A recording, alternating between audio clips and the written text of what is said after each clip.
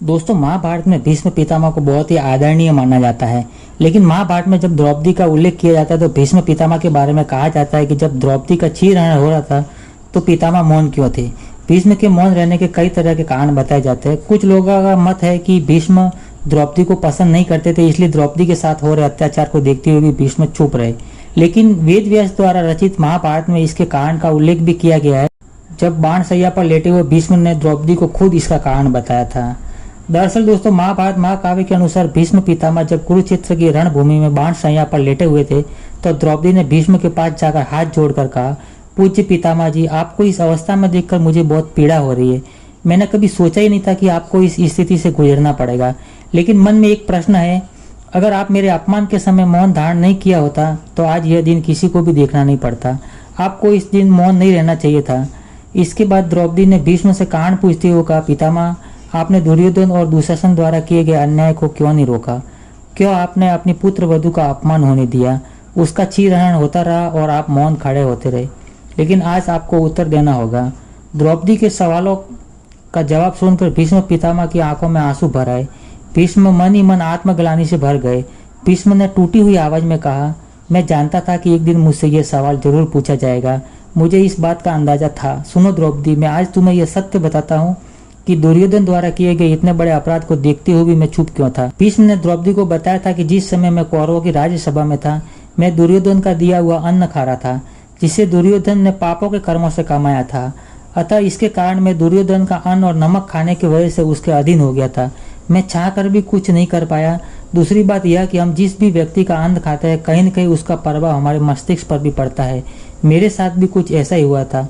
भीष्म का उत्तर सुनकर द्रौपदी को बहुत आश्चर्य हुआ। द्रौपदी ने भीष्म के इस जवाब से संतुष्ट तो नहीं हुई, लेकिन उन्होंने भीष्म की राजभक्ति को समझते हुए उन्हें नमन किया। इसके बाद भीष्म ने द्रौपदी को बताया कि वे अंतिम समय से ठीक पहले आज यह सत्य बता रहे हैं।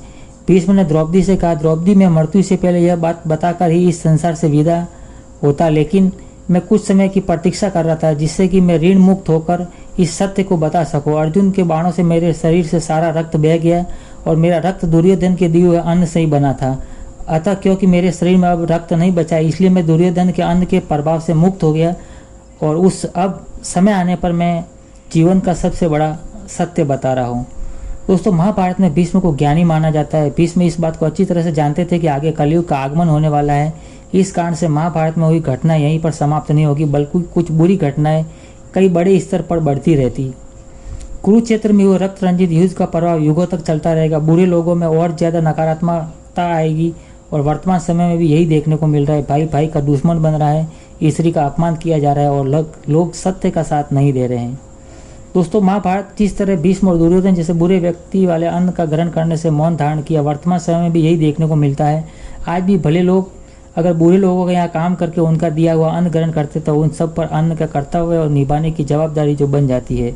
इस कारण से उन लोगों को गलत करने पर भी अन्न खाने वाला व्यक्ति उसके बुरे लोगों का विरोध नहीं कर पाता है। इसी कारण से कहा जाता है कि बुरे कर्म करने वाले लोगों का अन्न कभी ग्रहण नहीं करना चाहिए और न ही ऐसे लोगों का साथ देना चाहिए। कहीं न कहीं भीष्म का सत्य वर्तमान समय का सत्य भी बनता जा रहा है। जबकि सामान्य सी बात को समझे तो द्रौपदी के चीरहरण की विभत्स घटना को रोका जाना चाहिए था।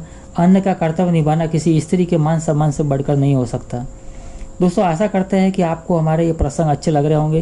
दोस्तों, अगर हमारा प्रसंग अच्छा लगता है तो हमारे चैनल को सब्सक्राइब जरूर करें और वीडियो को लाइक करते चलना। चलिए दोस्तों, मिलते हैं एक और नए एपिसोड में। तब तक अपना ख्याल रखना।